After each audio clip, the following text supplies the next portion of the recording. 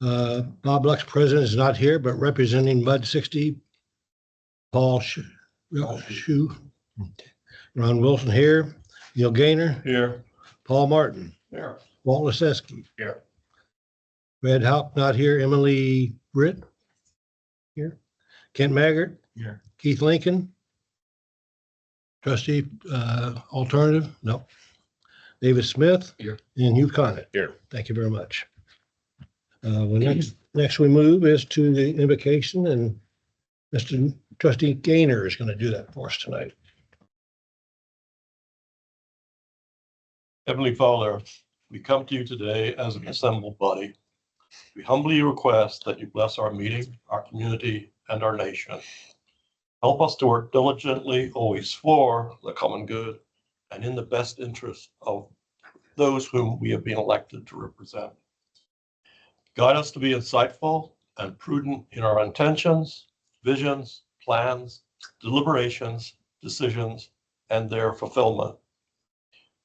Work through us to provide a spirit of welcome to all attendants, to engage in respectful and thoughtful dialogue and discussion with understanding, wisdom, and humility. Amen. If you wish, prior to reciting the pledges of allegiance, please take an additional moment of silent prayer or additional reflection in the manner of your preference. And I might add that let's also consider prayers for Bob Lux and his brother who passed recently. Thank you.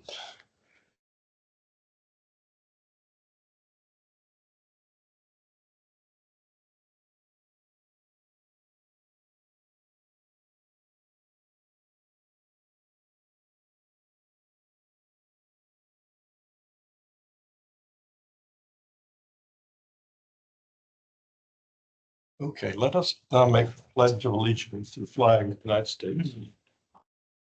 I pledge allegiance to the flag of the United States of America and to the republic for which it stands, one nation, under God, indivisible, with liberty and justice for all. Pledge of allegiance to the Texas flag. Honor and protect the flag. I pledge allegiance to thee, Texas, one state, under God, one and indivisible. Thank you. Trustee. The next item on the agenda is receive comments from the public. Do we have any? No comments from the public. Region H, Arthur Breedoff. Mr. President, trustee members, members of the public. Our next meeting for Region H will be October the 1st. Very important meeting. At that meeting, we will receive the final 2026 plan, which is a 5-year plan. And at that meeting, we'll probably approve it because the plan has to be filed with the Texas Water Development Board before the 20th of October. And then starting in January, which will be our next meeting after the fourth quarter of 25, we'll start this 5-year process all over again. So I'll come back at the trustee meeting in October and give you an update from our October meeting. Thank you. Yes, David. Could you take a moment? You know, GMA 14 is coming to town next week. Yes. Could you explain the relationship between Region H and GMA 14, how they, yeah, the difference between the mission and if you know? Well, here's what I can tell you that I know, okay? And I'll try to get some more information and come back in October about the relationship. There's a member of GMA 14 on Region H Water Board, right? And they participate in everything we do. And I'll find out some of the nuances of how they actually fit in. There's also a representative from GMA 12 on Region H. And find out, are the missions consistent or the missions different? But you would know, since as you go to GMA 14 meetings a lot, what they actually do. But I'll get whatever information I can glean from Region H and share that back with you guys come October. Would that be okay? Yeah. All right. Thank you. What did you say that date was for the meeting again? October the 1st. Yes, that's the first, that's the first Wednesday in October, and we meet quarterly. Thank you. Thank you, Arthur. Moving on to the consent agenda. Just I'm sorry, item 5, if I may. item 5. Yeah, that's delayed in Houston, unfortunately. However, she will provide an update at the next meeting of, and those interested, the next meeting of the San Jacinto Regional Flood Planning Group would be tomorrow, September the 11th, at the Harris Galveston Subsidence District. There is a meeting link available on the flood planning group website rather than making that long trek down to North Galveston. So that's what I've got. Thank you, Neil. Okay, moving on to the consent agenda. There's 4 items to be covered. Anybody have any questions on any of the items? I have a question on, I think it's page 12, Page 12. where they discuss the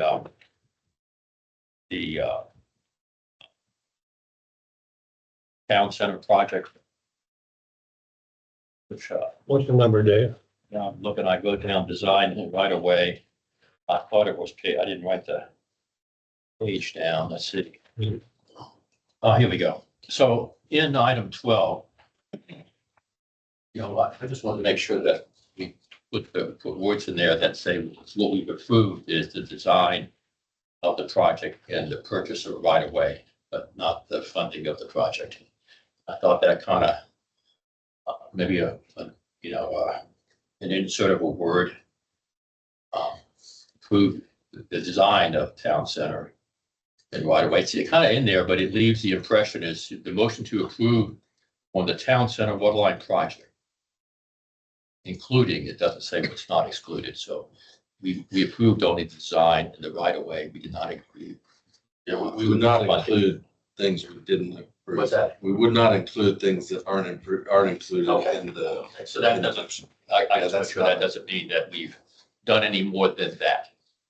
Right, it has to say what the Right, okay. motion was, which is things Yeah, it was the ABCD was what's very specific as Yeah. to what exactly was authorized. Any other items to be discussed? Entertain a motion to approve the consent agenda. Move to accept as presented, items 6 through 9. We have a second. Any further discussion?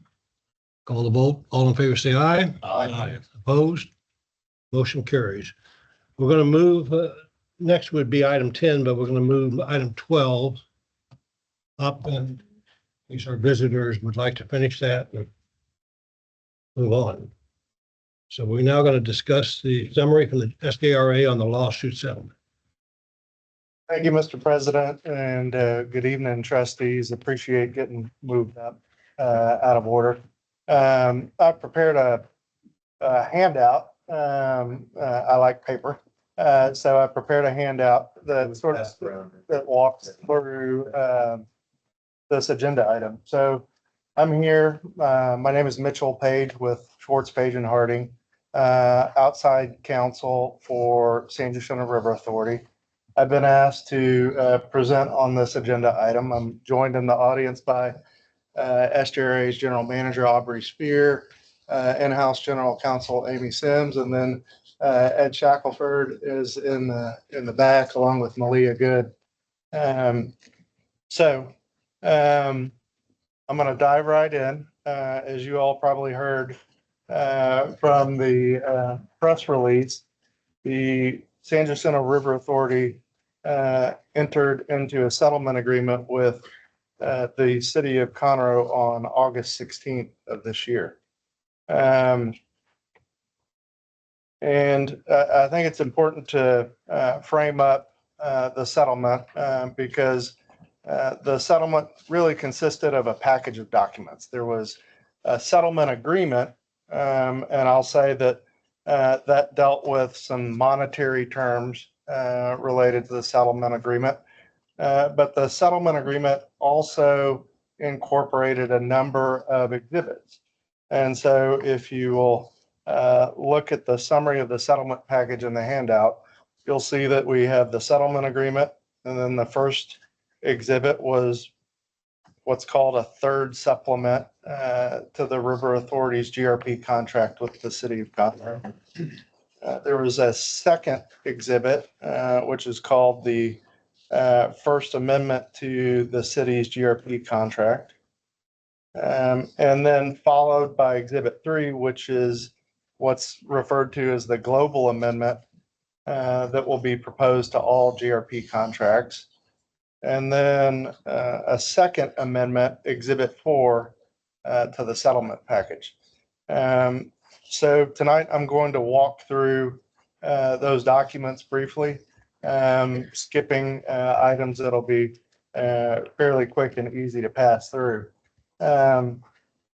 If you turn the page, the settlement agreement, again, executed August 16th,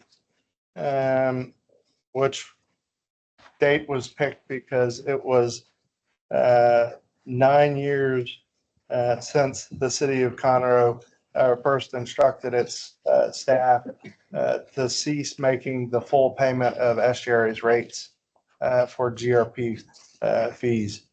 And going into the body of the settlement agreement, I'm going to hit on the monetary aspects of it first. The city agreed to pay approximately $18 million in unpaid pumpage fees and surface water fees.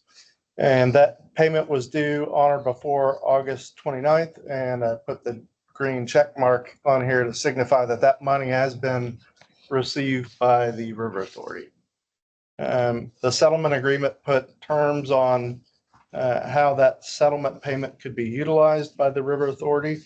And so it's allowed to be utilized to either call outstanding GRP bonds and pay off that debt in advance of scheduled maturity, or to fund financial reserves for the GRP, or some combination of the two. The settlement agreement waived additional claims among the parties, and in particular, the authority waived approximately $8 million in accrued penalties, interest, and fees. And both parties waived attorney's fees and litigation costs. In the settlement agreement, the city agreed to timely pay all future GRP rate order fees. They did reserve their right to contest in the future, just as any other participant would have the right to contest future rates. But if you flip the next page, Want us to wait to the end to ask questions or along the Or the way? end of Or each section. just curious? I'll defer to the president, however you'd like to handle it. Why don't we ask questions at the end of each section? Okay. Settlement and then a third supplement. And then the next page gets into really the exhibits that were incorporated as part of the settlement agreement. So again, what we talked about up to this point was really the monetary aspects of the settlement. This page is summarizing really the non-monetary aspects. Exhibit 1 to the settlement agreement, what we call the third supplement to the city's GRP contract, is an agreement for the River Authority to provide additional treated surface water to the city.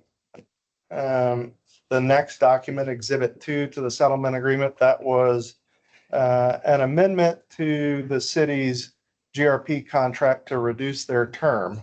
Originally, when they negotiated the GRP contract, they wanted their term to expire December 31st of 2089. And the amendment that was approved would reduce their term to end December 31st, 2045. So that one's fairly straightforward. I'm not going to review that in further detail. At that, with Exhibit 1 and 2 sort of explained, the next exhibit was what we call the Global Amendment. And this was an amendment that would be offered to all GRP participants to approve or deny.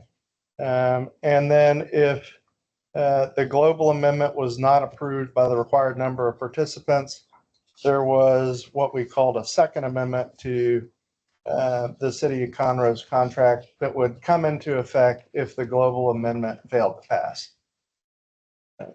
Finally, the settlement agreement required the lawsuit to be resolved with the parties filing non-suit and dismissal with prejudice of the claims with the court, and that has been accomplished at this point in time. Why don't we ask questions on this, what he's explained thus far, but not get into the ones he's going to get into deeper. Okay. So just, I just have a couple comments. So the use of the settlement payment section, those terms, were they being requested by the FARA? Was that an FARA ask, or is that a Conroe City ask? So That restriction, is that a restriction, or is that kind of an expansion of what you could typically do with those funds? in the past, there have been rebates and uses of surplus fund for redemption. The city of Conroe requested that the settlement payment be bracketed just to those two purposes. It does narrow kind of the use of those funds Correct. than what you could typically do. Correct. Okay, and then on this term, the reducing it by 40 years, does that align it with other, what's the typical GRP contract? Yes. Is it kind of a 245 now, and that gets Correct. this one back in line? This was an outlier? Yes. What you're saying? They had an exceptionally long contract that was different than the others. So now they're back in line with the rest of the contract. and the bonds will be paid off by then. The bonds should actually be at current maturities, if I recall correctly, I believe 2041 is the current last maturity. That's hundreds of millions of dollars though, way beyond the 18. Correct. And then the last one of my questions is on the additional water surface water supply. Is that limited, the amount that they can take? And then I assume fees that go with it, not only those increased fees, but any future increases, they'll actually pay those as well, that not get us in the same situation again. So that's part of what's called the third supplement. I'll get into a few more details on that, but yes, there are limits on the maximum they can request and the minimum that they must take. Okay, good. All right, thank you. And the settlement agreement where you talk about the 18 million, approximately 18 million, does that represent 100% of the amounts that were billed to the city of Conroe without the penalties and interest? Yes, sir. That brings them 100% current with everything they owed for what we call base fees.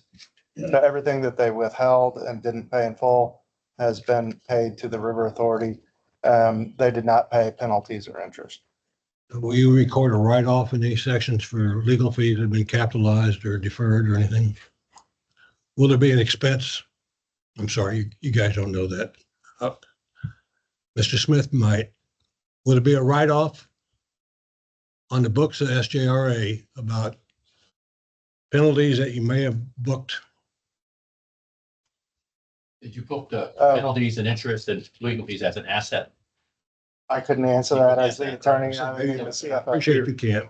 Still have the floor, Mr. Chairman. We can Okay. get that information for you. It's not something that I have off the top of my head, that our CFO knows exactly how much, what that does Thank you. to that. So In the past, whenever we've had these significant settlements, and I just recall the last one was in the $20 million range, and there were significant refunds back to the parties that participated in funding those short pays. I see no such refund to the parties who funded the short pays, i.e. the 10 or 11 muds in the Woodlands. That's correct.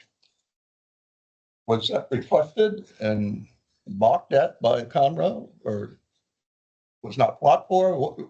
What happened? So the concept of rebates was part of any number of topics that were raised during the negotiations. Yes, sir.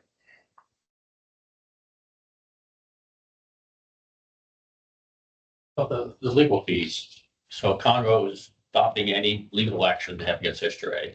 yes, So that stream has ended. How about their participation? I don't remember what their participation in the other, several other lawsuits that are going on with, they include other players. So does any of that expense stream actually go away, or the other side just has one less payer?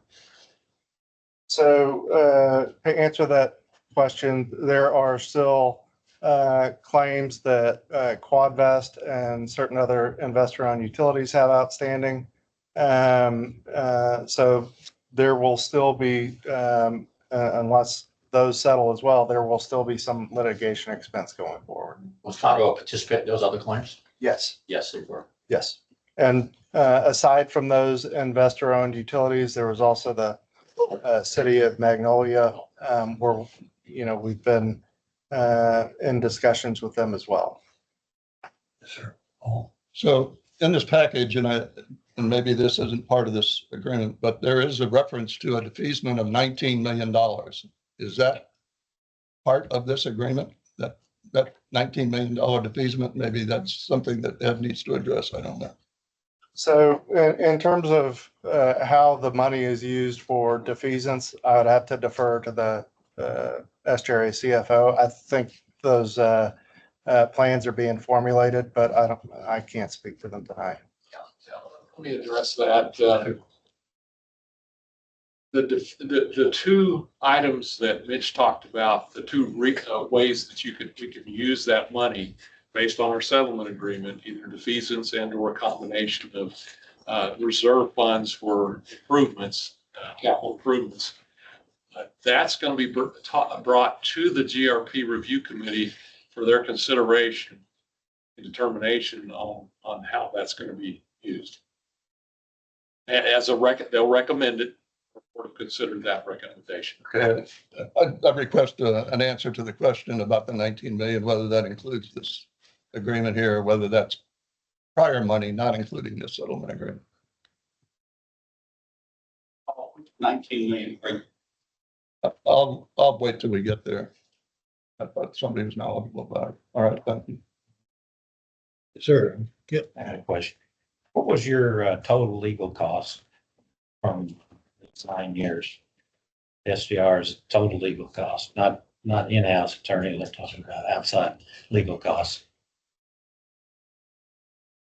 As the attorney, I was outside general counsel. That would have to be answered by the CFO. And that's another one that we can get you that information, but we don't have that off the top of our heads right now. Our CFO has that information. We can get that to you. Okay, thank you. Now I got another question. This 4 billion gallons a year GRP minimum pumpage fee, in other words, pumpage fee guarantee, says 4 million gallons, at least 4 million gallons. Are they going to be charged? That's a minimum, but they're drilling wells like crazy up there. So I assume that they're going to pay a pumpage fee on actual pumpage. But the minimum will be 4 billion gallons a year. Is that correct? Yes. So if they pump 6 billion, then they're going to be paying 285 or 290 or whatever it was this year. Is that correct? What are they consuming currently? We know. They have an allocation currently of 3.5 million gallons per day. And that has been increased, the new fiscal year budget, and will be increased again this month to match the contract amount, which is an average day of 20. Well, the entire GRP is 20. They'll be able to take a minimum of 7 million gallons a day, a max of 10 million gallons a day. How much groundwater they pump? Like here in the Woodlands, we have 50-50 split. Surface water, groundwater, which we voluntarily do. But the question is how much groundwater are they pumping? Because I think that's that may getting be to in be a the, critical is issue. that in your report, Ed? Yes, sir.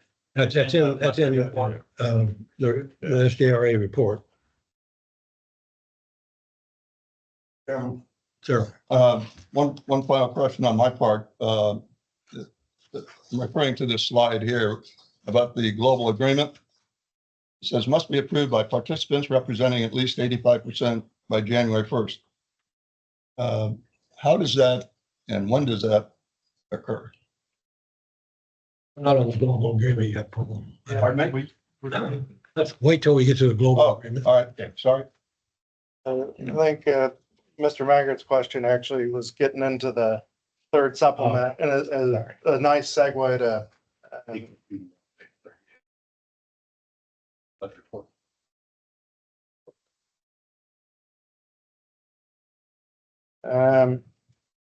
the third supplement is the commitment for the River Authority to provide additional treated surface water to the city of Conroe. In broad terms, it commits the city to take a minimum of 7 million gallons of treated surface water per day. And they can take up to a maximum of 10 million gallons per day.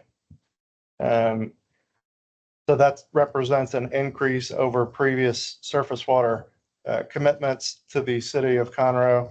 And in order to assure that they are not being shifted surface water and able to cut back on groundwater pumpage and simply substitute one for the other, they do make a guarantee to pay pumpage fees for the 4 billion gallons annually.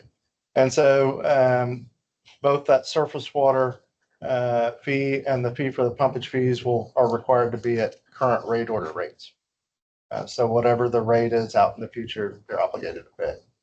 What are the expectation in terms of the, them, basically doubling their purchase of GRP water? What's the expectation in the near future? How quickly are they able to come up without usage below the 4 billion gallons per day? Per year? I mean, I hate to speak for the city of Conroe, but I anticipate that they may have some work to do inside their own system to actually distribute the increase from to 7 million gallons per day. But as I understand it, the need is there. The only question is, can they distribute it? Does this solve all their water needs? I mean, they have a bad situation. Does this help them significantly along that? Again, I would be speaking for the city and I'm reluctant to do that, but as I noted, I do believe they have some other items to address inside of their system, not just supplies.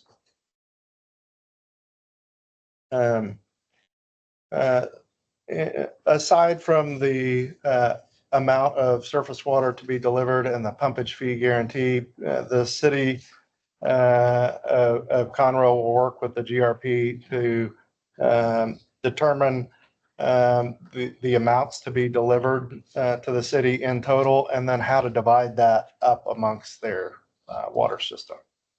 So it gives them some flexibility to determine where the water should be delivered.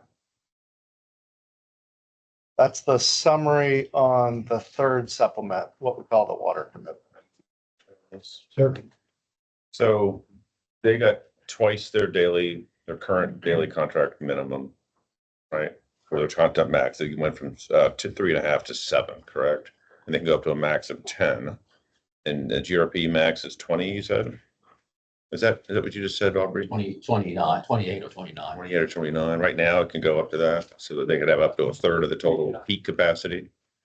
This month, if and when it's approved, then we'll amend the fiscal year budget that just started. Okay. And that average for the entire GRP will be 20 MGD average day with a peak of about 28 million gallons a day. The plant capacity is no more than 30 million gallons a day. And so it's very important for everyone to understand that an average day is one thing. Peak day is a whole different story, because when you get those hot, dry months or days, and you got everybody wanting to use water, we have to define ahead of time who's going to get what during that time. Because we can only do 28, 29 MGD from a practical perspective. And so we have that allocated out as to who will get that. And the idea is that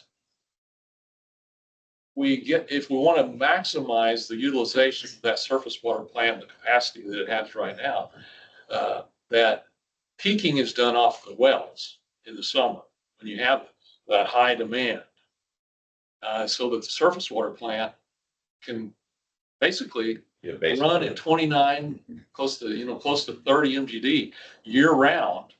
And that way we can maximize what we have there. And then that means everybody's got to think about how they're handling their groundwater supply so that in summer they could use that to peak off of, because there won't be a peaking capability at that point at the surface water plant. But that's helpful. So the 7 and the 10, it says 7 to 10 million gallons per day annually. Is that an average then? Is that what those numbers are meant to be? Average over, Average, because what we do is we give them an allocation for the year. So you divide their allocation by 365 days a year. That's what you get, just that average day. So if we take all of the allocations of those who were delivering water this year to divide by the 365, it's an average of 20 million gallons a day. That's why we also have in there a peak day. Even though they get 20 million gallons a day, we cannot exceed 28 million gallons a day, 29, 28, because that's all the capacity we have in the plant on a given day. And I guess obviously we have a very big capital asset in the water plant. And, most businesses would try to run that asset at 28 million gallons per day period, and then feather the groundwater. So we maximize, the benefit of the plant. Why didn't we take an opportunity to negotiation to work toward that goal of getting a more balanced load? I think most people on the board here would want to, reduce groundwater take. And the best way to do that is to run that plant at average through the year at 28 million gallons a day, and then feather the surface water, the groundwater as we can. That's our intent. That's what we're trying to get to right now. I'm not going to talk about the past. I've only been here 20 months, but that's what we're trying to accomplish. And there were a few roadblocks with the settlement agreement not being in place, that now we do have that in place, that we're trying to find ways to move forward and to do exactly like you're talking, to maximize utilization. Because I know from your industrial background, it makes a lot of sense. I mean, I was at the GRP meeting. I was kind of amused when someone started talking about Plant 2. And here we sat at that time before the agreement at 50% capacity. When I talk about Plant 2, we haven't got Plant 1 running. It's along the delivery points. Sorry, I was one last thing. I'll stand down. Is GRP committed to have to build any new pipeline to new delivery points, or is this just all existing delivery points? All of the existing pipelines are in place. So the delivery points may require the city of Conroe to extend and tap in their expense. Okay, all right, thank you. I got a question. In the middle of the winter, you don't have 28 million gallons a day of demand, do you? In the GRP? No, that's why. Well, but you're never gonna, like I say, my next question is, are we gonna be taking 100% of the surface water in the winter here in the Woodlands to meet that objective? I know one thing, and I know Ed and Chris has a plan worked out so that you're getting your allocation the way you want to get it, based on what allocation you're going to have annually, so that it works out on an annual basis that you're gonna get that 60-40 blend. Well, that's immaterial. So In the middle of the winter, I'm asking you, you said that the objective is to run that plant at 28 or 9 million gallons a day year round, which is economically what should have been done to start. But the question is in the winter, to meet that goal, are you gonna give Conroe and Woodlands and these other 5 muds 100% surface water? answer an operational question like that, it could very well be that they're operating on almost 100%. I don't know what each individual mud and the city and what other sources they have and that they will need during those winter months.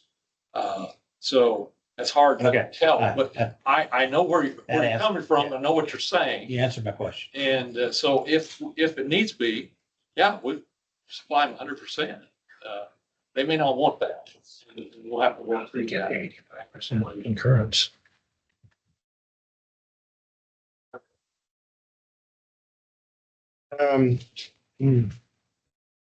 Going on, the next page is the beginning of the summary on the global amendment. So this is an amendment that will be proposed to all GRP participants. And the concept is really to amend the GRP contracts to take into consideration where we are in present day with regard to Lone Star and its regulatory requirements. And in other words, there is no longer a conversion obligation required by Lone Star.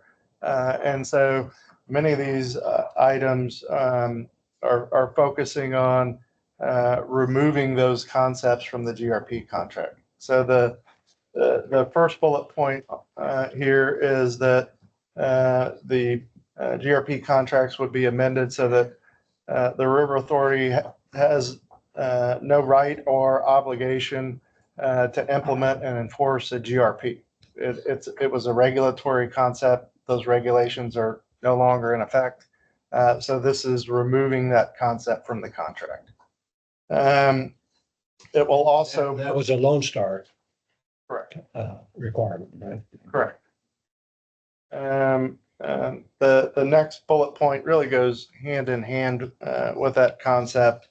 The River Authority will no longer be required to ensure compliance with Lone Star's regulatory program, including well permitting, any other items that the Groundwater Conservation District oversees. So again, taking the River Authority out of that role of being involved with GRP regulatory compliance with Lone Star, et cetera.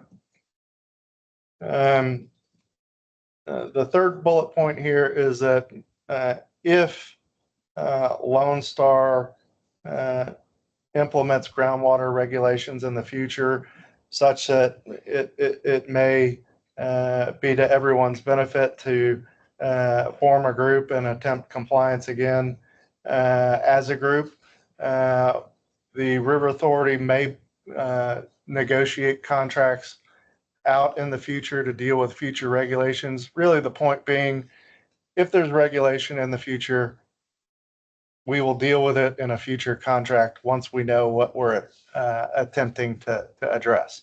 At this point, we have no indication of what future regulation may look like, so best to push that off into the future. The last bullet point here is that the SRA will not expand the current GRP infrastructure as an expense that we recover through all rates.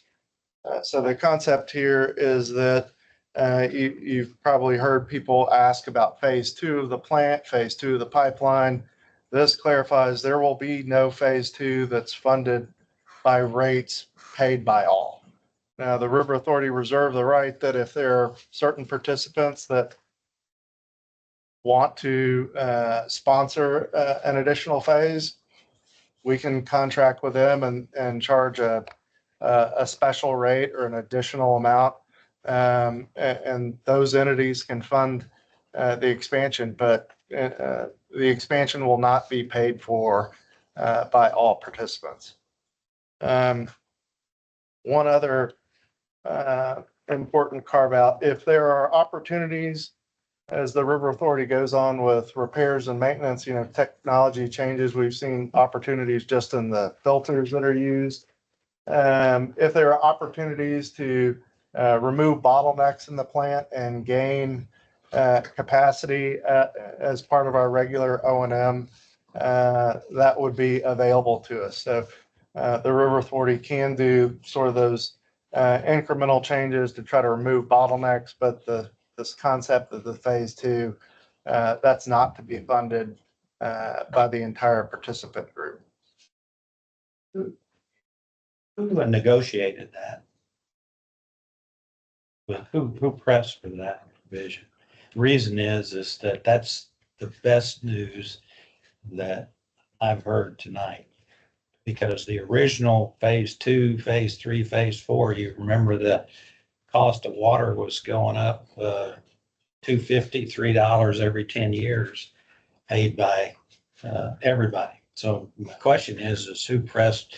Because that's probably the most positive thing that I've heard tonight is that essentially we're equity owners in this first piece, plant one.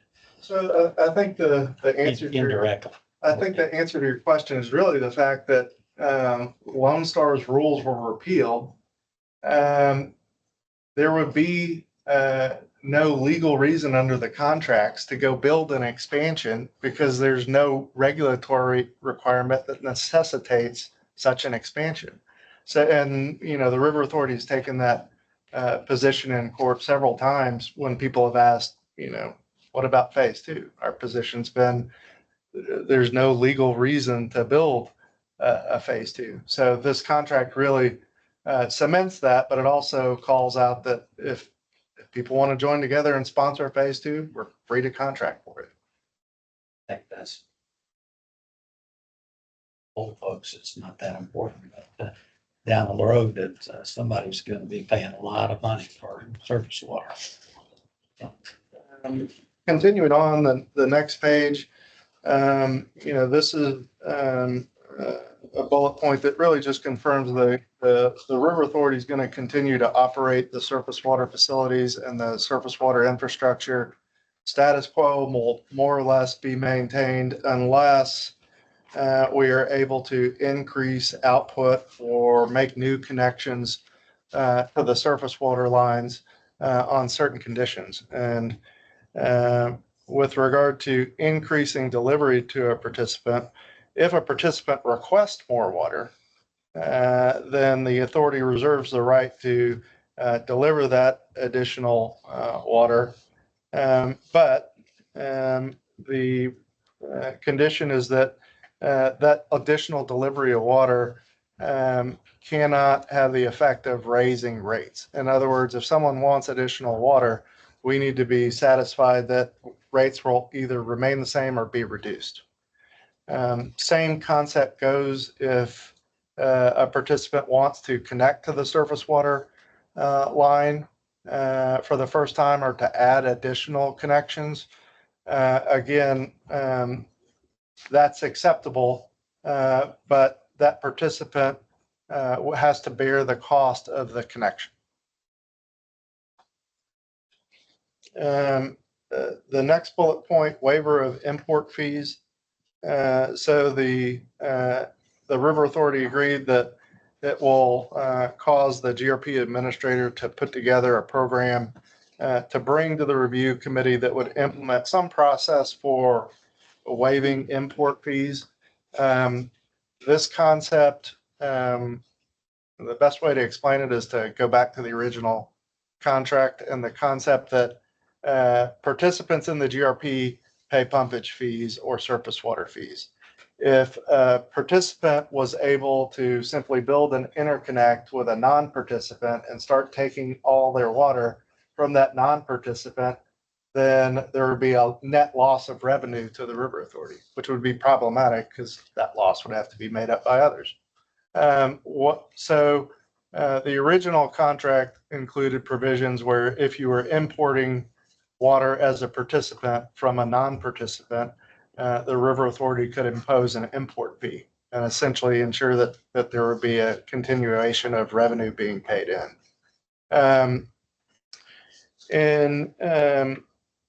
In the negotiations, what's been developed is this concept that importation fees can be waived if certain conditions are met. And most specifically, if a participant can't get access to the surface water system due to proximity or because of limitations on output. For example, there was no more production capacity, or if there were other extenuating circumstances like inability to drill a productive well. So someone who really has no other access to water.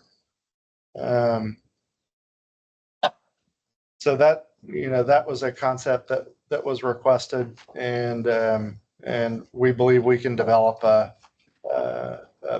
program to waive importation fees under certain terms and conditions where it would be acceptable to all. The next bullet point, rate review procedures. So the current GRP contract requires an independent rate analyst to review fees, rates, and charges at least every 5 years. And what the amendment would propose is to move that to a 3-year cycle, at least every 3. It could be more often than 3, but 3 would be the minimum. Finally, this bullet point here on mediation procedures. Currently, any participant that has a claim could seek mediation with the river authority, and it's possible that you could end up with different mediations with different results, which runs contrary to the idea of having uniform rates for all GRP participants.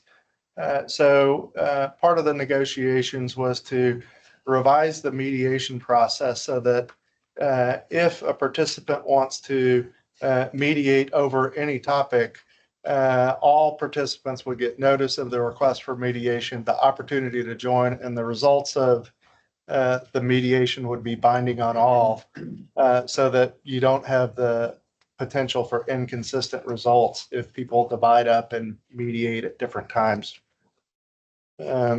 One thing I'll note is that if there's a payment default, the contract clarifies that while mediation's pending, the rate dispute can go on, and as long as the participant continues to pay the contested rate, the parties will continue down the mediation path. But if a party stops paying, the authority is under no obligation to continue mediation and can go immediately into court. What's in the contract today? If you didn't have that.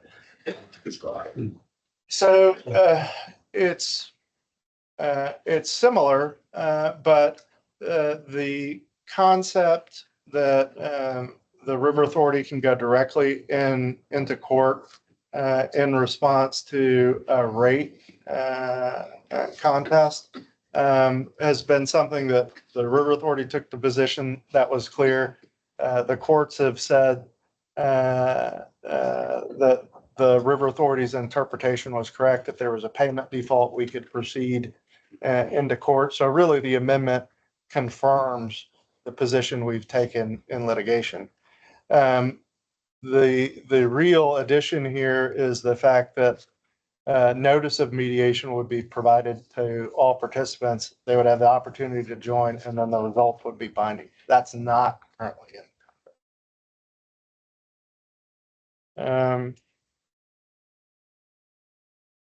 The next page. How many pages is this contract? By the way, a 500-page document or something a little slimmer.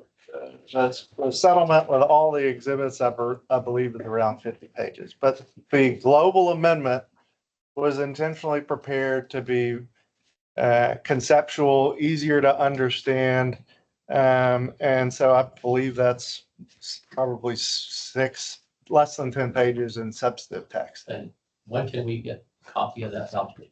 Oh, that's Is been it- available since, Get a that's sent out. that can be provided. It's a public record.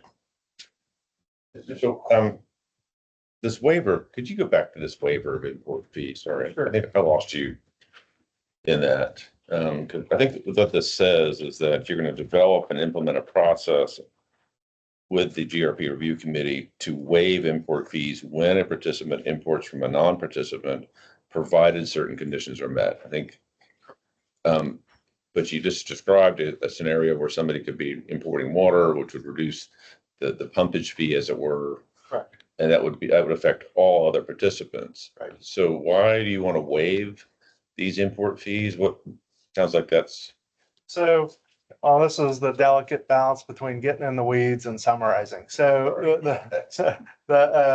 when you dig right down to it, the concept that's proposed, if you read the full text, is really that if a participant requires additional water, and they don't have access to meet that additional need, either because of well issues or they don't have access to the surface water system, that's when the waiver could be put into place. okay. And we can require assurances that the base demand is still going to be subject to a pumpage fee or something similar. So it's really, someone's growing and they need the next additional You can't stop increment their of supply. growth or penalize them. because Correct. they're- So Okay, now, so what's really being waived is the incremental revenue on additional demand. So and you're in charge of that. I mean, you have a decision process to go around that and look at that. Okay. Correct. All right, I get it. Thank you. The importation fees bothers me the most, but if you look at the financial structure of the GRP, right? I'm going back to numbers that are probably a year old, so I remember those numbers, If you look at the rate study that was done about probably less than a year ago, put the cost of, I think, $1.20 to the variable cost of making water, it was like $1.20, and then you look at what we're selling, at one point it was 1 cent difference between the two. So there's really mathematically very difficult to make adding a customer, through the GRP system without creating a loss. I mean, you did that. I mean, obviously, it cost us, to double Conroe's GRP water, cost a significant amount of money, which I assume was compensated for by, reducing the debt we just did, additional growth in Montgomery County, through groundwater usage. That's the only two sources I believe you have. And you might be to make that work, but you can see, I think we're pretty set. There's some members of the council would want to go to, what do you think? Mr. Gaynor, you think, 70-30? No. Yeah. But there's other people who want to have more surface water, less groundwater. So the There are mechanism, implications what, of using more surface water. with that? You want to move, people who want to use more surface water, less groundwater. So with that clause that, everybody, now Conroe is going to insist that everybody pay for no increases. Well, obviously they didn't that didn't just happen just now. So how do we feather new people in? In the past, those costs were somewhat shared to add. I'm concerned about, that, Conroe seems to be very demanding. It's a good question. Mr. Magrit's asked questions that sort of go to this point. There have been questions about it earlier. In terms of production, there are two things to keep in mind. Remember, we have call it 30 MGD plant, but the demands from participants aren't steady state. They go up and down. So when we say a lot of times, well, we're serving 16 MGD, that's the average after you take into consideration that peaking. So even though we've reported, for example, we're at 16, that doesn't mean we're not peaking out very close to the limit. But the other point I would go back to is if you simply substitute groundwater pumpage and replace it with surface water usage, the GRP as a whole is actually paying more because we have to pay to produce that surface water. There's no additional demand. But when That's why the mathematics is hard to But- overcome. But this is the significant thing. Enough time has passed now where these demands have been building up. And, you know, the city of Conroe is a perfect example. There are others out there where they have unmet demands. So the surface water that's being produced to meet them is not being substituted for groundwater pumpage. You're not trading one input for another. You're actually providing a whole new source of supply to them, which is being sold. And so the costs of the sales price are covering that incremental cost for production. I see the math on that one. I tried to do it, and I realized that it's a difficult nut to get past because of the way the contract is structured. So this global agreement, I got two questions. So it says by next January 1, 2027, January 1, we have to take a vote. So the first question is, how would that be presented to us? And is that a WWA vote or is that a MUD vote? I mean, Brian's, do we vote as a MUD or do we vote as a WWA? David, let me point out something. We are not a party. Yeah. The MUDs are not a party to the GRP agreement. No. So we don't get to vote. You don't get a vote. We don't get a vote. The agreement is between the River Authority and the Woodlands Division. That's correct. so. So you know, the you don't- WWA doesn't get a vote. We don't get the vote. This town. Technically, there's no contract with the WWA being amended. That's correct. It goes back to the concept that the regulations applied to the well owners being the River Authority under contract. Somehow we always pick up the bill for the decision.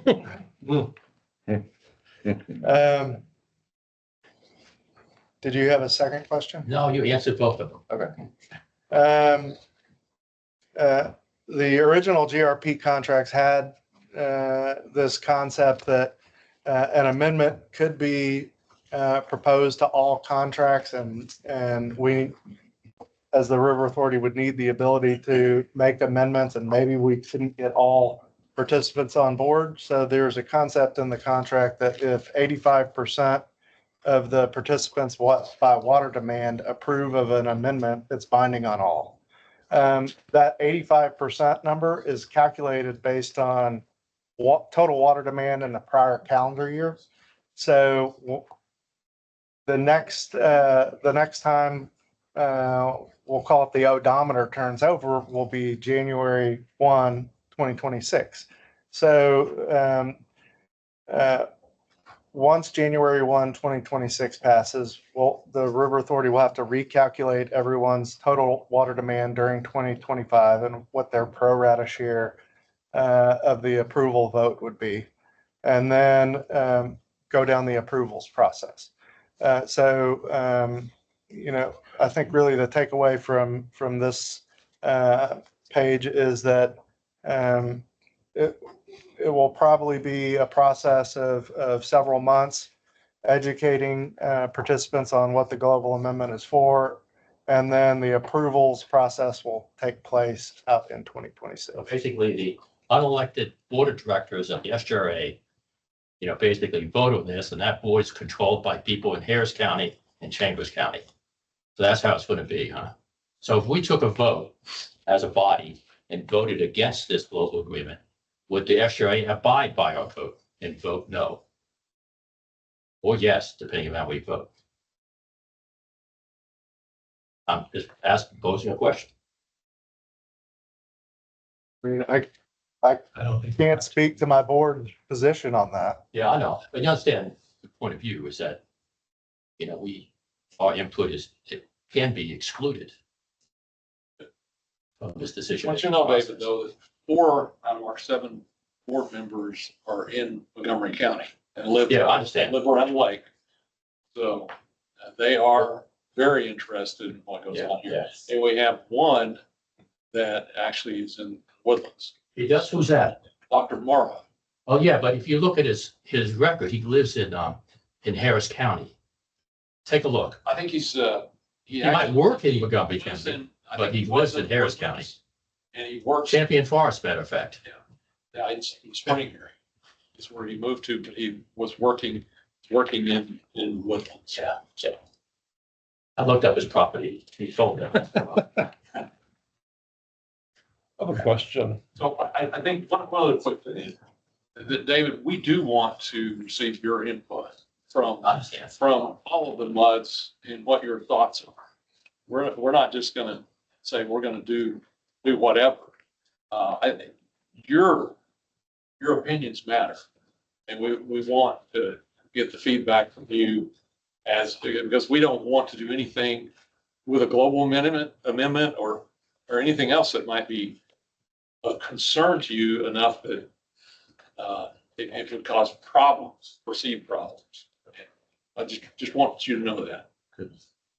So, and I think that's sort of the other way to interpret the slide I pointed out. It's going to be on the streets, and the River Authority will be asking folks for input. There's no reason why the trustees shouldn't give input.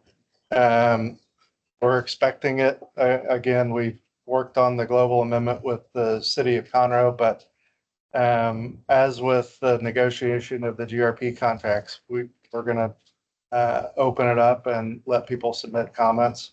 And so there will be a process. I think the last topic there. I'm guessing. Talking about 85% of participants based on annual water demand. So I'm looking at the report year to date for the Woodlands and the city of Conroe alone. And the percentage of surface water use combined is 91%. So basically 2 entities control the vote based on water usage.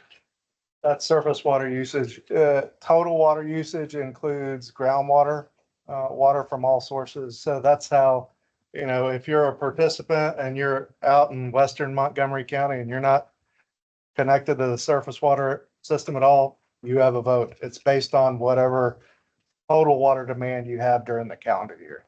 So those numbers, the folks that are on surface water, to make it simple, your annual water demand would be groundwater pumpage plus what you took in surface water. Your groundwater only, it would be only groundwater usage during that year.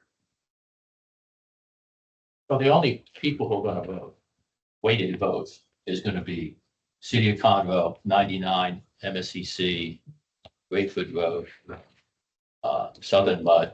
No, they're not voting? Every single participant. Yeah, 80. Every participant in the contract, so all 186, Yes. based on their usage. Yes.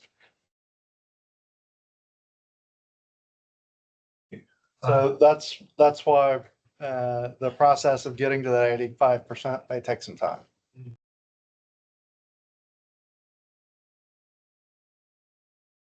Question back on the settlement. The $8 million in interest and, I guess, legal fees that they didn't pay. I understood that Conroe was collecting this money. I guess they were, putting it under the bed, or were they putting it, holding it in the bank at interest? Can't speak directly for how Conroe accounted for it. My understanding is they included it on their customer water bills and they put it in an escrow account, I believe. Which earned some interest. Shouldn't we have at least gotten the interest on that? This was the deal that we were able to reach with them to settle. No, they made out. Yeah. Okay. That role in the agreement in the Woodlands.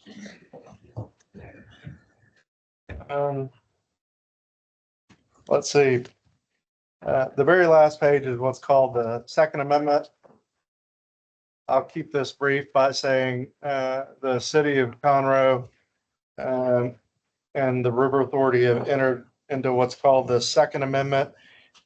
The point of which is that if the global amendment does not pass by the required 85%, the Second Amendment will become effective, but only as between the River Authority and the city of Conroe.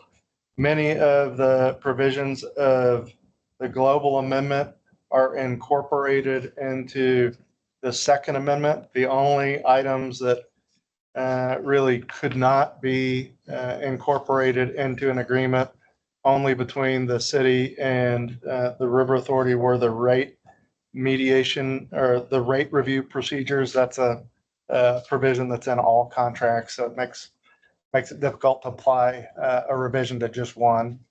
And then the mediation amendments where notice goes to all. Obviously, if all contracts aren't amended to incorporate that concept, then you really can't pull it off with just an agreement between two. That's the summary. I'm happy to take any additional questions. Unless you really have to. Thank you very much. Thank you, everyone, for your time. Miss? I'd like to let this group know how much we appreciate our partnership. And that's the way I look at it. It is a partnership and we want to do all we can to help you, particularly as you represent all the ratepayers. And that's a commitment we have. Thank you for what you do. Thank you. Yeah. Okay, move on to item 10. The fiscal year 26 operating and capital budgets. Presented it last month as the draft. Before you, you have the final version. We incorporated in the next month's actuals in. We did not make any significant changes to any of the WWA inputs, other than a couple minor things on the bud level that obviously transfer through in the orange category. I saw sewer expenses went up about $1 million. Sewer repair, just like $1 million change. That was the transfer from, we covered that last month. That was the transfer from phase 2 of the sensory sewer rehab project. It's ongoing right now. It was in the budget last year. I know, but what I'm saying is, I look at the draft and the final. No, there was that's not, it didn't go up. It didn't go up that much. Well, what maybe the revenue went up too, then the net effect didn't make. And point of order, on item 10 on the regular agenda, I'd like to change the draft to read final budget. That's what we're voting on, is the final budget, not the draft. Ah, okay, thank you.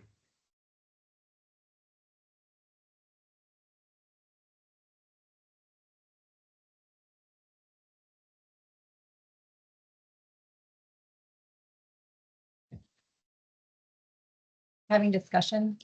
I'm sorry? Is there discussion? Yes. This is just a general discussion on, the MUDs are meeting next week. And they have their budgets to approve.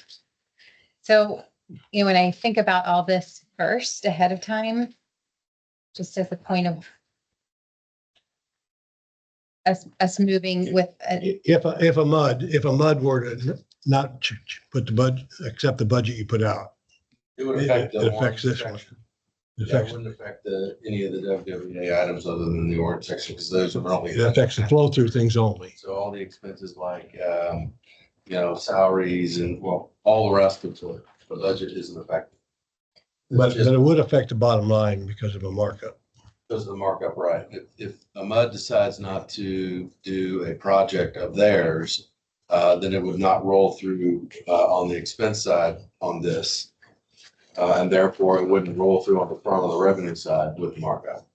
So we're It would- adjusting for that. We're adjusting for the potential of people not accepting their budgets the way they're written currently. Yeah, it doesn't affect the rest of. Well, that's not exactly. I don't think, yeah, exactly. It would affect the budget. So if it were significant, we'd probably have to redo the budget and revote on it, but historically, it hadn't been an issue. Emily, 20 years ago, I sat here as an educated and I asked that very question, why does the MUDs not meet before the trustees? And so you're a young lady, when we get rid of some of the old guard, that's the logical way that this group ought to run, but it's run this way for since the beginning. But I agree with you that, Well, you know, it doesn't make a whole lot of sense to everybody and go you- back and look at their budget. And essentially, this is our budget that we're approving tonight. All the trustees are approving each individual month's budget. So it would make more sense if someone. That's not what we're- No, I understand, but it would make more sense that if we had the MUD meetings and get all the budgets approved, and then Eric would just take all those and put them in that spreadsheet. But anyway, that's just a comment. Thing to point out, probably already know this, but the budget can be amended at any time by this board. So if you have, as Eric said, that hasn't been an issue in the past, but if it were to come up, you could always amend the budget. If it's a consistent issue, of course, you could revisit, whether it made sense for meeting times. Thank you. Thank you. David, did you find, No, I don't think, okay. any other questions? I entertain a motion. Move to accept, the committee approves the final budgets. I move to accept. A second? Second. Second, that's good. Any further discussion? All in favor, say aye. Aye. Opposed? And the motion carries. Now we're ready for item 11. Mr. Ed. Good evening. Our report starts on page 27 of your packet. So we've changed the format a little bit. At the very front, or at the very top of the page, you'll see that we give you a quick summary of condition of the system, no violations, major maintenance events, or unbudgeted expenditures. And then we are still tracking at 50-50 on surface water versus groundwater. And then in the month of August, Woodlands Division celebrated 50 years serving the Woodlands community. And so you've probably seen hopefully you've seen some of the video interviews on Facebook to help document that 50-year commemoration. And then you can see who was included in the videos. If you go to page 28, you'll see a few different charts showing a little more information. Down at the very bottom, one of the topics is water loss has been raised over time. For FY25, we're at 5.1%, slightly above what we had budgeted for. And that water loss includes what has occurred through our leaks and also what has occurred through WWA's leak. So it's a combined total. If you go to the next page, you'll see some additional graphs that you haven't seen in the past, showing the trend of wastewater flows at the three different plants. And then at the very bottom, lower right, you'll also see some additional information on peak flows, average daily flows, chlorine levels, and E. coli. But again, we're in full compliance with TCQ discharge requirements. And then on the left side, you can kind of see what our permit requirements are that we comply with on page 29. Sure. What's the process for that permit expiration? I mean, it's saying for all three places, it's saying May May of 27th. 2027. Typically, they're a 5-year, they're either 3-year or 5-year, or I believe are 5-year. And so we'll start the permit renewal process next year and submit. There'll be notices sent out. People can voice an opinion to comment if they choose. If no issues, the permits are issued. And right now, we're not seeking any change to our permit limits. So relative to us, through that process, you'll be giving updates as to where you are in that process. Yes, sir. Okay.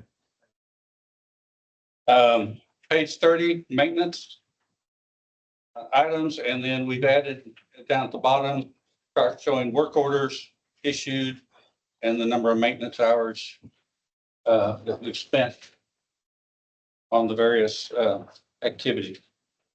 Then the next couple of pages are, just a summary of what's going on the projects that you all are aware of.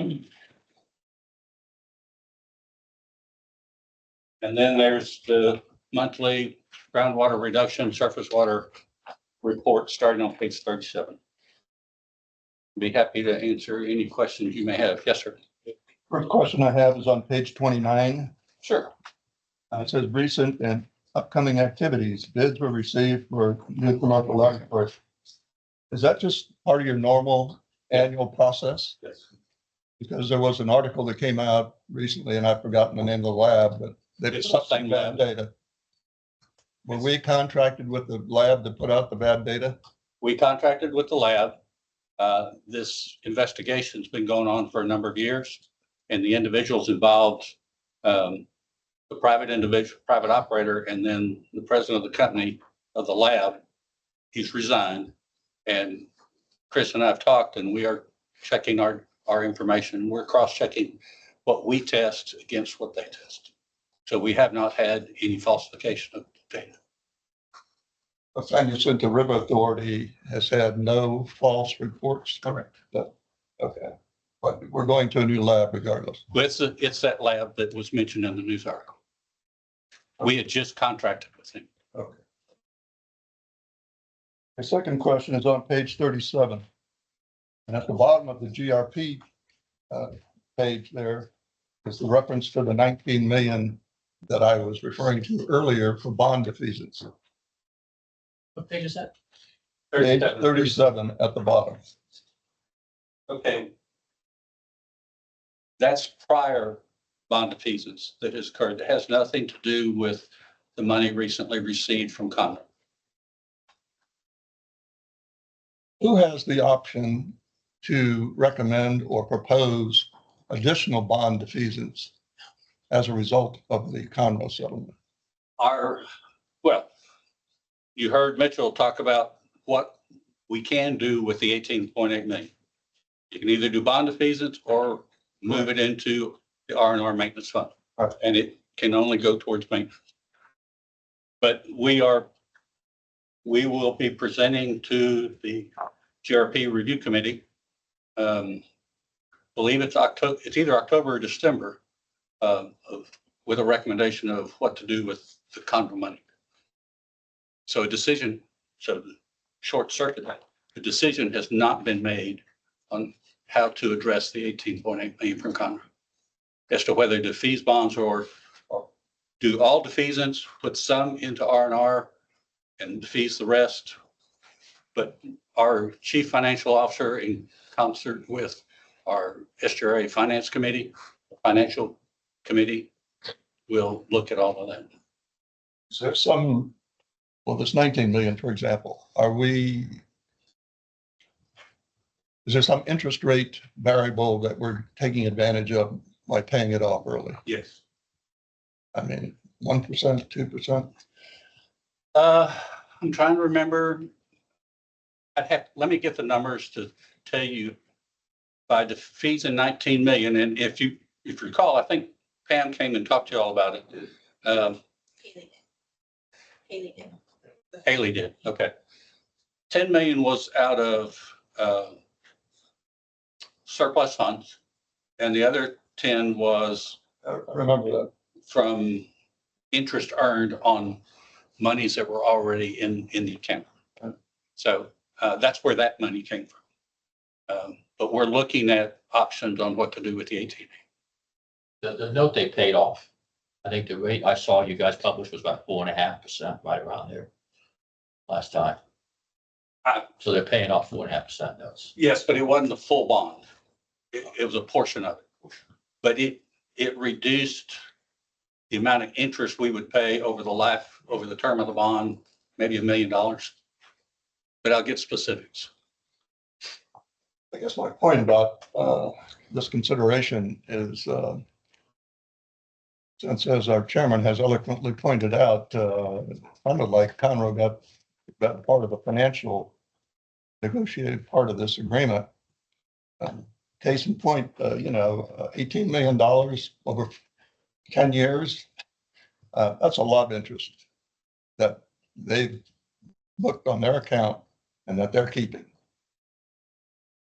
So I guess I would just caution and make sure that we don't give away any more of the money that we have. You look at page 45 in your book, there's an article there. It says that they had 28 million in the account. 24. 24, 28. Well, that's why I asked what the legal fees were. At some point in time, it's time to fold. I asked that question a while ago, and it seemed to me that there was our San Jacinto River Authority's portion of the legal tussles with Conroe were 2 million. At the point in time that I asked, What was the number again? 2 months ago. Yeah, the interstate. 20 million? No, it was 2. 2 million. That sounds pretty. That's what I thought. And Conroe apparently is even lower. But in any event, we got what we got. The nice thing is it's settled. I agree. That part I agree with. Other questions? Yeah, I think your page 30, I appreciate that graph on maintenance hours. Mhm. Is there any way you can go back? I don't know how much history you have, but I'd like to see yearly averages so we can, we can see how that's changing over time. I mean, you have to see what data you have, but something that we have a few years going back so we can see what occurs and we can see a trend line. Okay. Well, and speaking of averages, thank you for fixing the 5-year average for the groundwater. Well, Ed, is there plans to put the Bear Branch Dam on the list of projects for tracking? Eric, do you want to address that? I'm happy to mention what I can, but I was going to mention it in my report. Well, we can wait then, your report. I don't know about whether or not it goes into this report. That's what he's asking. I don't know. it doesn't. I know. It That's doesn't. what it's asking. Doesn't I can't pertain answer that. to Woodlands maintenance or GRP. Yeah, it's not. Let's see specific. There's 4 or 5 stakeholders currently in there. Okay. Other questions? Thank you all very much. Yeah. Moving on to item 13. Discuss and act on the water line renewal plan. Anything action I there? just kept this on here. Y'all had requested that we work with SJA to kind of come up with some recommendations. We've actually had several meetings. We've met with several board members also that have done some extensive work looking through the HDR report. And we will be, right now, we have a meeting scheduled for next week to kind of probably do our last meeting with HDR, go over any last questions that we have, and then also go over some of the preliminary recommendations that SBA and ourselves have come up with. So, more to come. Is it strictly like it was last time? So we can come here to listen. Okay, and are there any handouts other than the questions? There may be, I don't know if we there aren't any at this point, no. How many showstoppers been identified? Maybe. Okay. So is that going to be a topic of conversation on the 16th? I think, well, no, I don't think it, Which? on I mean, at the meeting, I think we're asking questions and getting answers. We've got more to present. Get someone beyond the questions. And that's fun. That's all right. And myself, we've worked. That's good. That's what I We've worked expect on to some hear. things. And then that will subsequently go before the MUDs as well. Once it comes out, you'll see more data on it. But I But think that's not the, was that the 16th? That's Tuesday? right in the middle of it. Yeah. So the month meetings are going That day, that day. ongoing. Remember, SJ has requested a clarification by November, Okay. so likely we'll cover all of it in October, but Okay.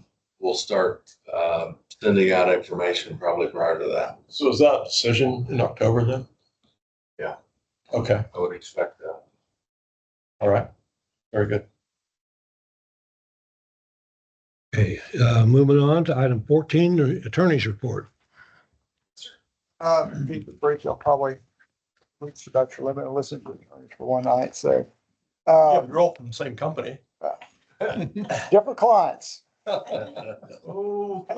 So 15, House Bill 1522, you'll see on your agendas tonight. We've started compliance with that since that went into effect September 1st to add your budgets and a tax impact statement. Nothing, from an impact perspective for Woodlands Water, since you don't levy a tax. You will see impact statements that have been prepared with the assistance of Jeannie and Maureen for each of the MUD budgets for each of the MUD agendas next week, along with the most recent versions of your budgets that will be attached to your agendas that should go out here in the next day or so.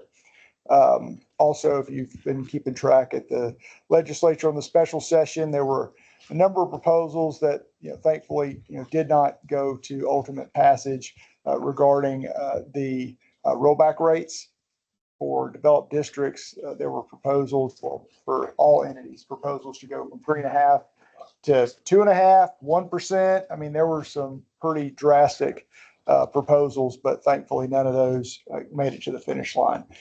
To be determined whether there'll be another special session. We'll keep an eye out on that, but that's all I have for this evening. Happy to answer questions if you have them. Yes, sir. So this, I'm gonna call it the SJR 7, the water fund. Right, yeah, it's the election for November. How was that administered? Who hands out the $1 billion if it passes? That's the Water Development Board. Water Development Board? Yeah. So, I mean, of course, it's got to go pass and all that stuff, but I thought it was the Water Development Board. It's my understanding as well. Yeah. We'd have to go through it like we do right now. Yeah, that's good. That's With more money in the pot, yeah, things we don't qualify very well for. In many cases. Any other questions? Okay, thank you. Item 15, general manager's report. All right, just want to give you, so we passed out just a summary of the GRP meeting. You've heard most of it tonight. And then there was a couple other minor things that were covered in the GRP meeting. So summary of that's in your packet. Also, a few different thank yous and different things we've received from customers. Wanted to point that out in our packet.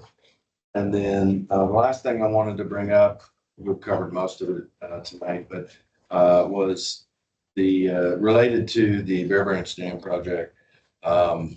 Myself and Ed were requested to be on the agenda for the township a couple weeks ago to talk about some of the drainage projects going on. The Bear Panther Research Project, which has a couple MUDs involved, the Bear Branch Dam project, and then also the Spring Creek Drainage Project. So we all spoke on that. When it came to the dam, there was some pretty extensive concern raised by a township member in particular, and that kind of spun things sideways that night. Then you saw an article in the Chronicle and the Courier related to all that. They were hung up on what was in the Schnabel report as the word immediate. suggesting that the dam was an immediate jeopardy of failing is kind of the way it went that night. Since then, had probably 50 phone calls over the last 2 weeks from various people in the community. One of the things that you'll see and as you recall in your mud meetings, we started talking about what it might look like if there was other participants beyond the 5 and existing stakeholders.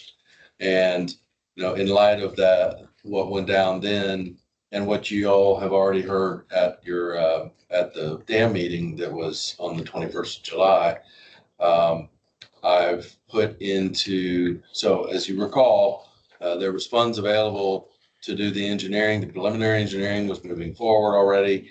And then during that, the engineer identified that there was additional scope to address the auxiliary spillway as well. That recreated a need for about $1 million of additional engineering to design the whole recommended scope.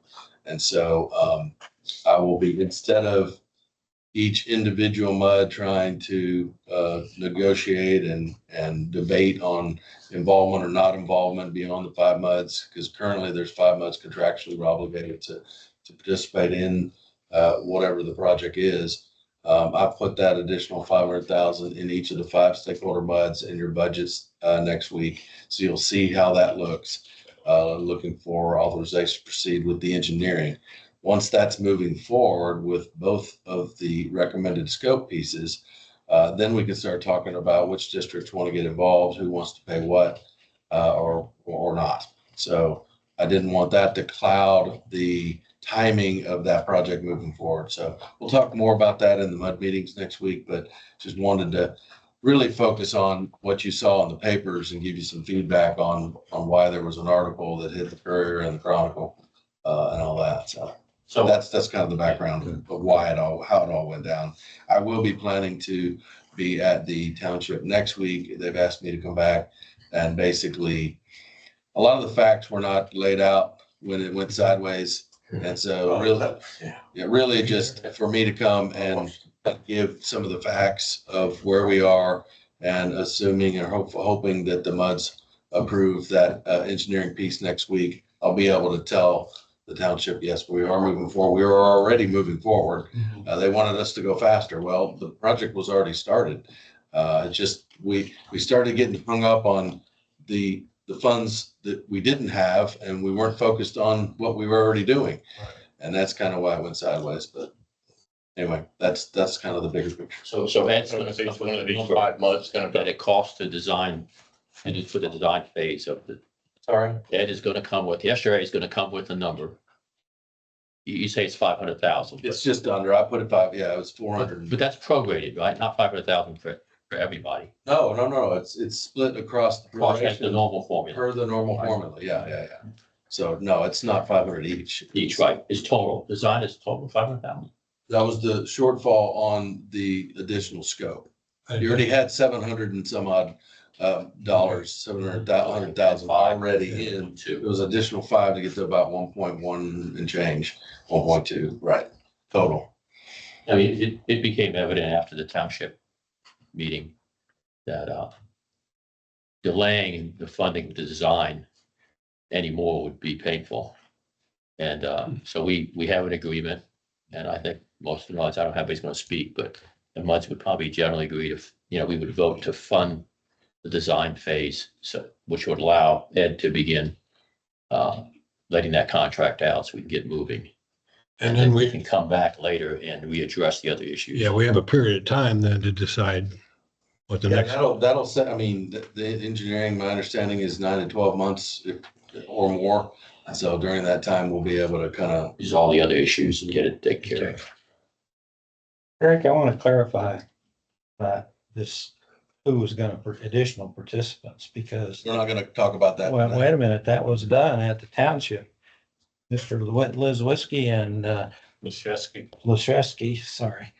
And you weren't there, but anyway, they went up there and they said, we approved supporting this we're not part of it, but we're gonna support it. And, they went up and made a statement. And we voted on And it. We voted on it in our last meeting on Mud One. Okay, so they've already voted that they're gonna participate. So then, and there was a comment made that the only mud that didn't participate was mud 36. And, or they didn't say the mud. That's right, they didn't. You They need to did be not very say the careful mud, how you say what you're about Because, to say. but I went up and I made a public statement the next week at the meeting, which you may have seen. I have seen. And so I made it clear on why we didn't participate. So there were people were looking at, oh, these people, they should donate like the rest of them. But anyway, I just want, you said now you're gonna go back and revisit that? In other words, they've already approved it, right? Paul? Yeah, No, there was 5 muds that contemplated it, and Right. several. No, in addition to the 5 that are already in participating. Correct. Can So I- 4 can I of them. finish? Okay, 4 of Trying to the answer 5. your question. Okay, You keep interrupting. okay. So there were 5 that are not part of the contract. Right. Those 5, 2 of them said, I'd like to go forward. 3 of them said, I'm interested, but I'd really like to dig into the numbers a little bit more. I'm not sure. Or 2 of them did. And then you all had a no vote, a 2-2 vote. Okay, So, I just want to make clear what. Not that, about 36 vote not to participate at all. Yes. no. Well, they we did had, but, So- we so Ken, had 2-2, but. This just puts us back in the old agreement. And, we're gonna take a vote and I guess in the buds to abide by the old agreement and pass it hopefully For engineering. next week. And that way when Eric, we've done that phase and I think that's the appropriate phase we need to move. And that's the And that most makes it simple. expeditious way to move forward. Exactly. Then we can work out the We can work details on the details later. on who is in, who's out, and what amounts, all So that. they're Who gonna be- wants to join in, whatever. So there's going to be a second vote, Well, there's gonna be a second discussion. discussion, okay? Got it. When we have more facts. Right. And I'll convey that result. Take Mr. Avery with you. He's a great public speaker. You should get him up there. I'm on it now. The reason why we voted on Mud One is, that dam was constructed in 1983. And the main function of the dam was for flood control and water retention. And Mud One used to be Mud 40. And then also in Grogan's Point, that used to be Mud 2. And that dam protected and the water retention protected those particular muds from flooding. Before Mud 46, Mud 47, Mud 60 was even in existence. And Mud 6 was protected also. So, that's why we looked at it as being a community effort, I guess you would say, because if something does fail there, God forbid something happened, it does fail, it's going to affect all of the woodlands. It's not just going to affect the 5 muds that are originally in there. It'll affect all the woodlands. And I think, the chairman of the township said, God, this will be on CNN. Well, it won't be on more than CNN. It'll be on the BBC. This will have an impact on all the woodlands. It'll have an impact on all the property values and so forth, because you'll have an area that, probably the first dam that failed in the United States since, what was that one in Pennsylvania? Johnstown. It's something I think we all need to look at, what should we do as a community? So, That's why we voted on it.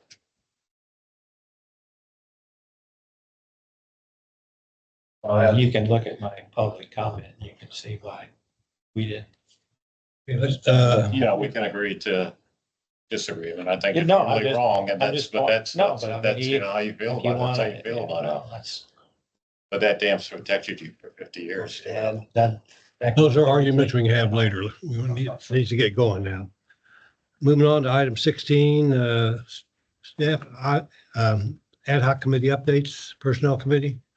I'll do that. The personnel committee met today prior to this, and it was an opportunity for Eric to present the findings of a salary compensation study that was done by an outside company to look at all the structure, the pay grades, the a lot of the structures of the compensation here. And that was just presented to us. It's an initial format. We haven't really fully digested it. I think you could say that you were already on this track. You understood some of this. This confirms what you were seeing, and there's not any other budget impacts as you can see now going forward. The results of the study are in the Already budget in there. already. Already in there, yeah. That's right. Yeah. It included that. How often these compensation studies done? This is like the second time, every other year or what? We've never done Never one. done. Oh, we haven't, I No. thought Stetson did one. He would do some referencing to other community groups Yeah, like the yeah, tax. not a third Very party. formal. Yeah, this was. Desktop, this was a national firm that looked at over, I think, 20 entities in the immediate area and put us up against that. Very comprehensive. Yeah, it's good. The Audit and Finance Committee did not meet. Public Education Committee. Yeah. Yes, we met this afternoon to discuss progress with Water and Newell Communications and preparations for the upcoming CWG meeting, which will be virtual. It'll be held on September 23rd. We also reviewed progress with the infrastructure renewal interactive map. It's actually up and running in draft form. And once approved for release, it'll be embedded on the Water Renewal website. A general video on Water Renewal in Woodlands has been developed, and it's near to its release. And we will now have a sneak preview of that video. If you can, there we are. Hey. You make it full screen.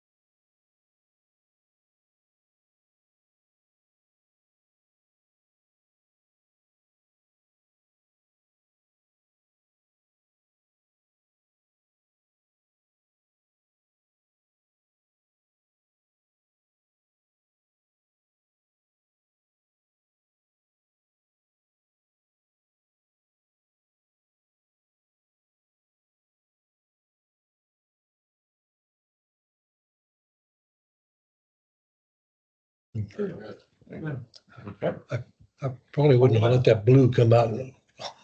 Looked like water. It just drowned everybody out at one point there. Well, it's all about water. Yeah. So Neil, who's gonna play this, or what's the objective of getting it out to the public? In other words, it's to provide an introduction. but Big picture. where does it play? It will play at town hall meetings. It will play at local community groups. Movie theater. Websites, Movie theater? No, I'm serious. websites, social media, Mainly the Well, website. mainly. Well, always accessible through the website, but there may be, say, village association meetings, for example, that it can be shown. But it's one video of multiple videos that will be coming. Okay. And so this is, like I said, a sneak peek, just to show the kinds of efforts that PC is making to really get the communication, education side of things rolling. Okay. What about putting that to library? Excuse me? That the new library maybe having that. Every port available will be utilized. So any thoughts you have on where it can be best seen? John's weekly email, can you Sure. attach it? Yeah. So, as I said, this was a sneak preview. There's probably a little tiny bit of cleanup to be done here and there, but overall, we're at the 95% mark with it, if you will. I do have a couple other comments, if I may. We're looking at a key messaging strategic document that's currently in progress, identifying 4 areas for measuring success of communicating with the community, the Woodlands folks. The committee will be providing comments to the consultant by September 17th on this particular document. For the upcoming CWG meeting, there will be a pre-read available from HDR to participants by September 19th. And also at the meeting, the CWG will provide a short feedback on their views of level of service, which will help us with future communication and also in developing community surveys when that time arrives. And that's my report. And I'll send you Okay. Thank you, Neil. Item 17 is recess. Okay, so we don't need 18 either. Item 19, matters for future agenda. a couple of things, if I may. Sure. I know we've got the SFDUE analyses almost there. Will we be able to see them or at least have an overview of where we've landed? When it's done. Well, next month. No, I'm just trying to get a framework. Yeah, we're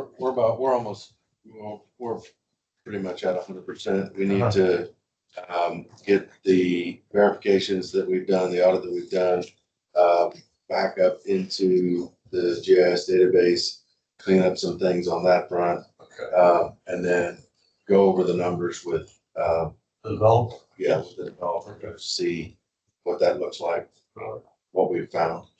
And then there's a So cycle. that'll take a little bit of time. Yeah. We're almost done. Okay. Within minutes, probably. We've got a few more.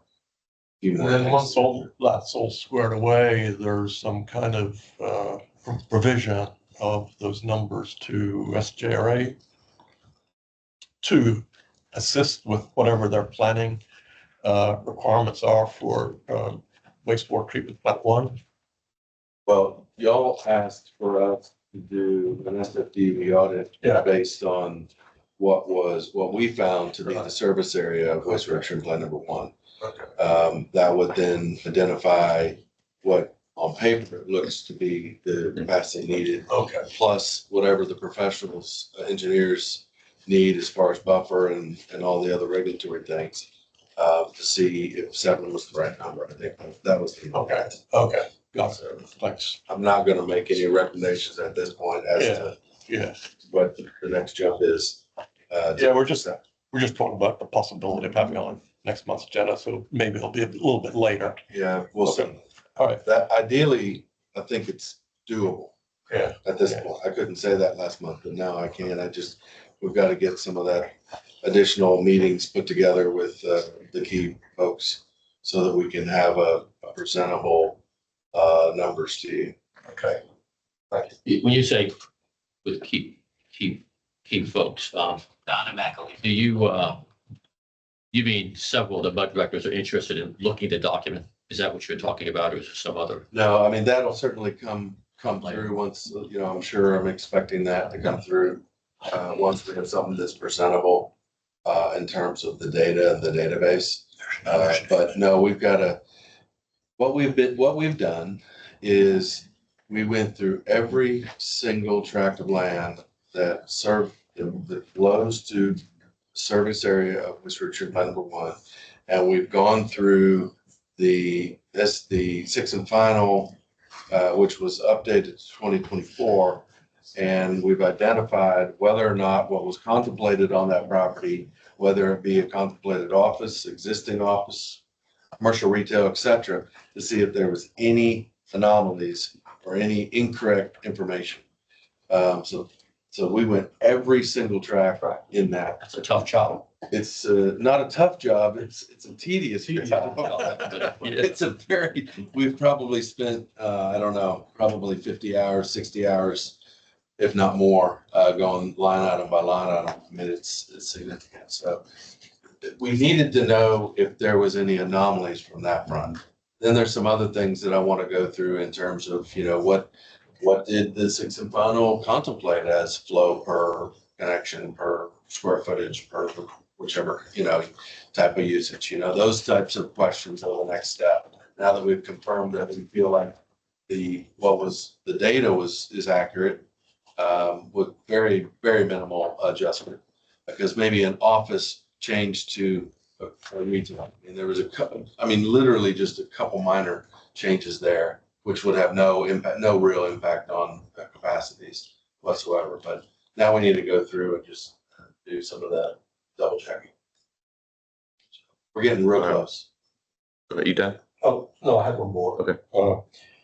It's been 5 years or so, I don't know the exact number of years, since the Woodlands Water Mission Vision Strategic Plan was reviewed, and I would like to have the board consider reviewing that and making whatever changes might be necessary. What? The mission. Mission in view. You haven't seen it?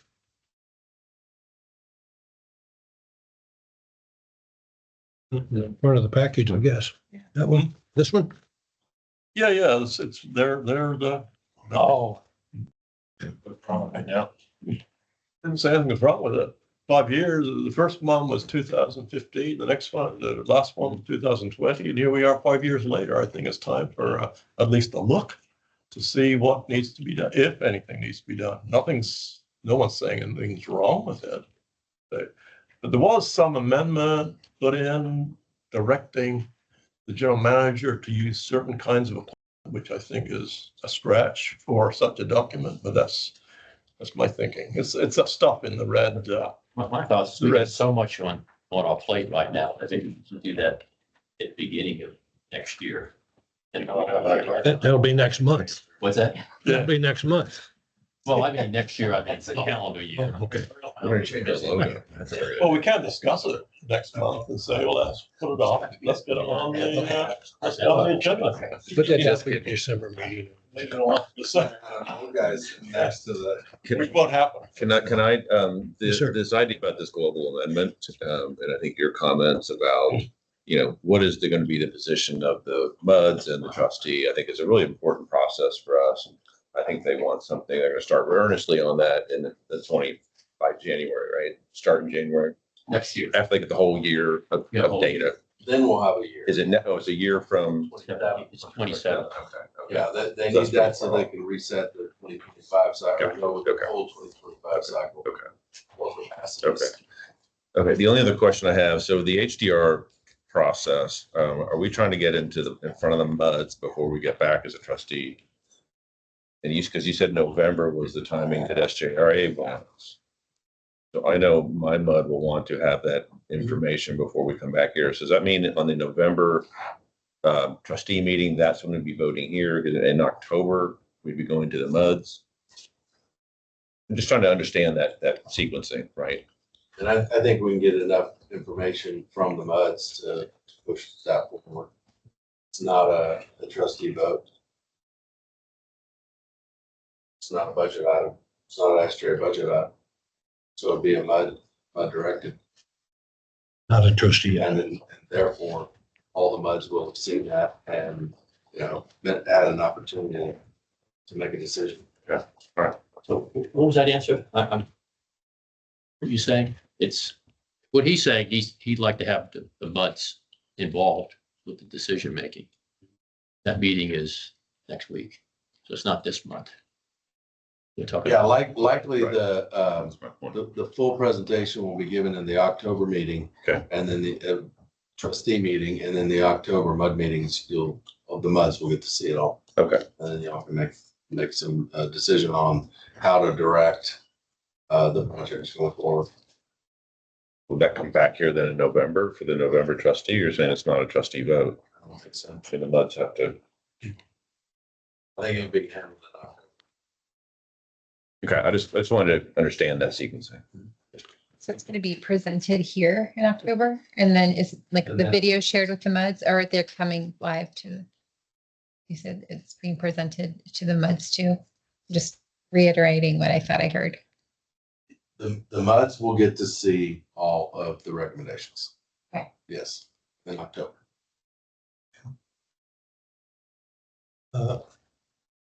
The, you asked a question about the overall settlement. And I just wonder if we're going to just let it go, or how do we look at it again? Yeah, You know, Mr. Smith said he'd send us more additional information to answer a few questions we had tonight. But how do we want to handle that prospectively? I think I'd get a copy of the global and get that sent out to all the directors. At least we can start familiarizing ourselves. Obviously, you saw the summary of it tonight, but you can familiarize yourself with that total document. And then, you know, I think we've got some time, but I think it's worth sitting down with the MUDs and trustees to identify what direction you feel comfortable with recommending to Chris and SRA division, Woodlands division. So, do we think we can put that on November or October? November. I don't know that you need to do it even that fast. Okay. I guess maybe at the MUDs, it'd be helpful to go over it, have it on the agenda item, because I don't know about you all, I got asked by half a dozen people walking around who are pretty commercially minded and said, what was that settlement all about? Right, and so I think that question's out there. I don't know that all of our MUD directors could handle the questions, could, you know, answer those questions, so. I think the MUD should hear it directly, whether it's from them or we recap it, I don't know how we do it, but I think that Well, review tape is tonight, so helpful. that's what we've done in the last few months. Okay, watch the tape. Watch the tape. Okay, now that works too. Okay, And then we will. maybe we make can have a sure- discussion item, maybe. And then Yeah, we'll okay. make sure that the presentation that, the packet that you got tonight, we'll put that in MUD packet. Okay, perfect. You'll pass that out, Friday by Friday, or Thursday. The packets. Perfect. Okay, anything else? Meeting adjourned.